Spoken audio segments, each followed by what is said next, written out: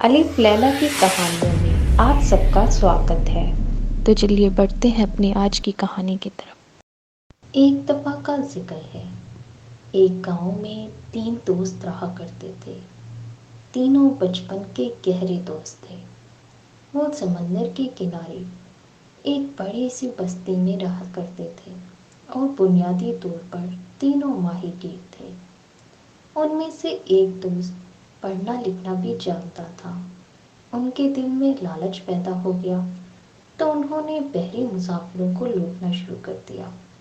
وہ سمندر میں دور تک نکل جاتے اور اگر کوئی اکیلی کشتی جا رہی ہوتی تو وہ اسے لوٹ لیتے۔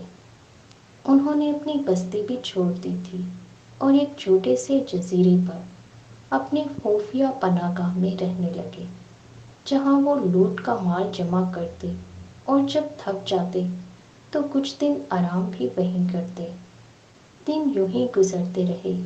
ایک دن سفر کرتے ہوئے وہ دور ایک جنگل کے کنارے جا نکلے۔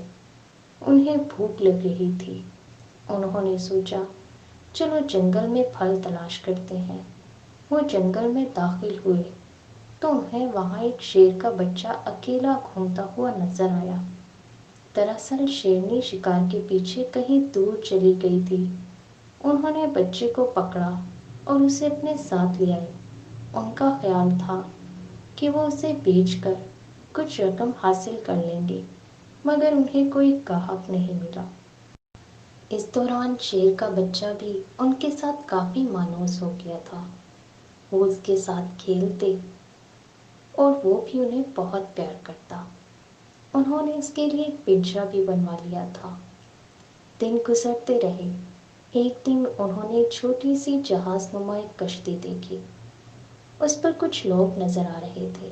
ایسا لگتا تھا جیسے تفریح کے لیے لوگ باہر نکلے ہوئے ہیں۔ وہ تینوں کشتی کے قریب چلے گئے اور ہوائی فائرنگ کرتے ہوئے کشتی میں کود پڑے۔ اس میں موجود لوگوں پر قابو پا کر انہیں رسیوں سے باندھ دیا۔ وہاں انہیں زیادہ رقم تو نہیں ملی، مگر کچھ نقدی، گھڑیاں اور عورتوں کے زیورات انہیں مل گئے۔ پھر وہ کشتی کے کیبن میں گئے، جہاں انہوں نے ایک بچے کو بستر پر سوتے ہوئے دیکھا۔ انہوں نے فیصلہ کیا کہ بچے کو اپنے ساتھ لے چلتے ہیں، اس کے بدلے تاوان حاصل کریں گے۔ مگر اپنے ٹھکانے پر پہنچ کر انہیں یاد آیا کہ ہم نے تو ان لوگوں کا نام و پتہ ہی نہیں پتا۔ اس پر وہ بہت ہنسے اور ایک دوسرے کا مذاق اڑاتے رہے۔ پھر وہ سوچنے لگے کہ آخر بچے کا کیا کیا جائے۔ بچہ 2 سال کا تھا۔ وہ کئی دنوں تک سوچتے رہے، مگر کوئی حل سمجھ میں نہ آیا۔ کئی دن گزر گئے۔ تینوں قزاق اسی طرح کشتیوں کو لوٹتے رہے، مگر انہوں نے وہ علاقہ چھوڑ دیا تھا اور دور نکل گئے تھے، کیونکہ بچے کو اغوا کرنے کے بعد پولیس ان کی تلاش میں لگی ہوئی تھی۔ آخر وہ بچتے بچاتے ایک بڑے سے شہر کے کنارے آ نکلے۔ وہ بہت زیادہ تھک گئے تھے۔ انہوں نے فیصلہ کیا کہ کچھ عرصہ وہ اسی شہر میں گزاریں گے۔ وہاں انہیں کوئی نہیں جانتا تھا۔ انہوں نے کشتی ایک محفوظ جگہ پر کھڑی کی، شریفانہ حلیہ بنایا اور بچے کو لے کر شہر میں آ گئے۔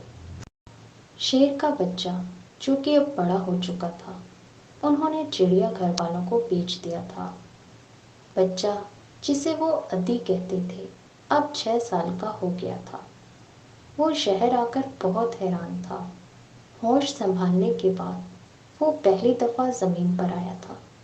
انہوں نے ایک اچھے علاقے میں گھر کرائے پر لے لیا۔ وہ روزانہ ادی کو ساتھ لے کر نکلتے اور اسے نئے کپڑے، مٹھائیاں اور کھلونے خرید کر دیتے اور ہنستے کھیلتے واپس آ جاتے۔ ایک قزاق جو کہ پڑھنا لکھنا بھی جانتا تھا، وہ ادی کو کتابوں میں سے کہانیاں پڑھ کر سناتا اور باغ میں لے جا کر طرح طرح کے جھولے بھی دلواتا۔ ان میں بیٹھ کر ادی خوشی سے پھولے نہیں سماتا تھا۔ تینوں قزاق بھی بہت خوش تھے۔ زندگی کا یہ رخ انہوں نے پہلے کبھی نہیں دیکھا تھا۔ انہیں وہاں رہتے ہوئے 1 مہینہ ہوا تھا کہ ایک صبح انہیں ٹن ٹن گھنٹہ بجنے کی آواز سنائی دی۔ وہ حیران ہو کر گھر کے آگے بنے باغیچے میں آئے تو دیکھا بہت سارے بچوں کو جو کہ تیزی سے سڑک پار کر رہے تھے اور ایک اسکول میں جا رہے تھے۔ گرمیوں کی چھٹیوں کے بعد اسکول کھل چکے تھے، سب بہت خوش تھے۔ عدی حیرت سے ان بچوں کو جاتا ہوا دیکھ رہا تھا۔ اب یہ روز کا معمول بن گیا تھا۔ صبح ہوتی اور چھٹی کے وقت عدی باہر نکل جاتا اور اسکول کے بچوں کو جاتے ہوئے دیکھتا۔ وہ انہیں دیکھ کر مسکراتے ہوئے ہاتھ ہلاتے ہوئے چلے جاتے۔ ایک دن چھٹی کے بعد ایک بچہ اس کے پاس چلا آیا، دونوں باتیں کرنے لگے۔ عدی نے اسے گملے میں سے پھول توڑ کر دیے تو اس لڑکے نے عدی کو چاکلیٹ کھلائی۔ یوں ان دونوں میں دوستی ہو گئی۔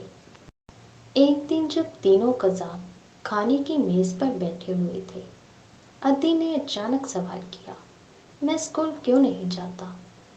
اس کا سوال سن کر تینوں ایک دم خاموش ہو گئے۔ وہ ایک دوسرے سے نظریں چرانے لگے۔ پھر بڑا قزاق بولا، تمہیں یہ خیال کیسے آیا؟ میرے دوست نے آج مجھ سے پوچھا تھا، وہ کہانیاں پڑھ سکتا ہے لیکن مجھے پڑھنا نہیں آتا۔ بڑے قزاق نے سر ہلایا اور کہا، تم ابھی چھوٹے ہو، جب بڑے ہو جاؤ گے تو تم بھی اسکول جاؤ گے۔ باقی دونوں قزاقوں نے حیرت سے اسے دیکھا۔ مگر میرا دوست بھی تو 6 سال کا ہے، وہ تو اسکول جاتا ہے۔ عدی نے پھر سوال کیا، اچھا، ہم تمہیں جلد ہی اسکول میں داخل کروا دیں گے۔ بڑے قزاق نے پھر سے کہا۔ جب رات کو عدی سو گیا تو تینوں میں بحث ہونے لگی۔ 2 قزاقوں کا کہنا تھا، ہمیں یہ شہر چھوڑ کر سمندر پر نکل جانا چاہیے، جبکہ بڑا قزاق کہہ رہا تھا کہ ہم ابھی اور یہاں رہیں گے اور عدی کو اسکول میں داخل بھی کرائیں گے۔ تینوں دیر تک بحث کرتے رہے۔ آخرکار بڑے قزاق نے دونوں کو قائل کر لیا۔ اگلے دن انہوں نے عدی کو اسکول میں داخل کروا دیا۔ وہ بہت ذہین تھا اور شوق سے پڑھ رہا تھا۔ دن یوں ہی گزرتے رہے۔ اس طرح 1 سال گزر گیا۔ ایک دن دونوں قزاقوں نے پھر بڑے قزاق سے بات کی کہ ہمیں اپنے کام پر پھر سے لوٹ جانا چاہیے، مگر اس نے انکار کر دیا۔ اس کا کہنا تھا کہ ہم نے بہت بری زندگی گزاری ہے، اب ہمیں توبہ کر کے کوئی اچھا کام کرنا چاہیے۔ اس نے دونوں کو مچھلیوں کا کاروبار کرنے کی تجویز دی۔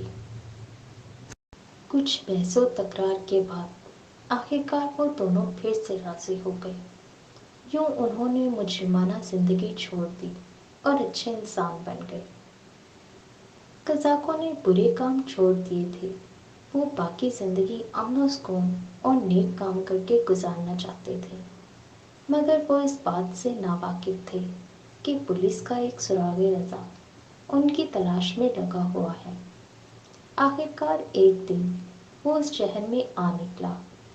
جلد ہی اسے پتہ چل گیا کہ وہ تینوں کون ہیں۔ ایک رات پولیس نے ان کے گھر پر چھاپا مارا اور انہیں پکڑ لیا۔ اگلے روز انہیں عدالت میں پیش کیا گیا۔ انہوں نے فوراً اپنے جرم قبول کر لیے اور عدالت سے درخواست کی کہ وہ عدی کو یہ نہ بتائیں کہ وہ لوگ کون تھے اور اب کہاں ہیں، بلکہ یہ کہہ دیا جائے کہ وہ لوگ اس لمبے سفر پر روانہ ہو گئے ہیں۔ عدالت نے ایسا ہی کیا۔ انہیں لمبی سزا ملی۔ وہ لوگ جیل میں چلے گئے اور سخت محنت و مشقت بھری قید کاٹ رہے ہیں۔ عدی کو اس کے ماں باپ کے حوالے کر دیا گیا تھا۔ عدی اداس ضرور تھا، مگر وہ اپنے ماں باپ سے مل کر بھی بہت خوش تھا۔ ہمارے چینل کو سبسکرائب کریں اور کمنٹ سیکشن میں اپنی رائے سے ضرور آگاہ کیجیے۔ شکریہ۔